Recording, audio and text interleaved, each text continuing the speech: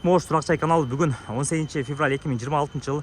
Бүгін біз сіздерге мына ХБКдан Қасымбек 8А дарендіре ашқан Елистрой компаниясы құрып жатқан Манас Туракчайдың Д блогынан екінші корпусынан. Бірінші корпусу монолиттер толығы бүтті, кирпиштері басталды. Азыркы сатылушы квартирасы Д блоктың екінші блогынан 12 қабаттың 9 қабаттан 75 2 квадрат болған квартира туралы маалымат берейікші. Азыр 4 қабаттарға жетіп қалды мына монолит іште. Монолитте қойылса, анан 5 башылады колонналары. Бұл жерде мына строй материалдарына көріп жатасыздар. Арматура жайнайт, апалавка, дрек.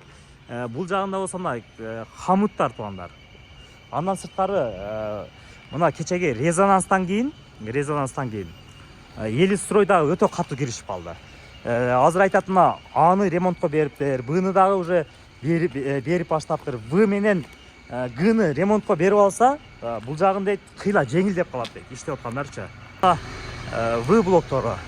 Бұл жақтан мына крандар іштеп жатады. Ошондой эле базалит, утеплителдер, материалдар толугу камсыздалып жатат. Ушул жактан үй алгандарга деле сунуштагандар ушунча күттүңүздөр, сатпайыңыздар эми. Эң эски бул Элистрой бышыкчтан саналат. Азыркы учурда мына 11 кабатта жетти кладкасы. Азыр ушула обед учурунда келип калдык биз. Кече айтыптыр эле усталар гана деп. Келсеңиздер көрөсүздөр тугандар. Жаганан тугандар чакан автоунаага деле алмашуу жолдору бар дейт.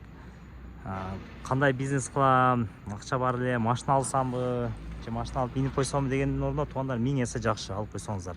Баасы өсөт мына. Кладкасына келгенде өсөт, ремонтко берилгенде өсөт. Ошондуктан инвестиция кылыштан коркпоңуздар.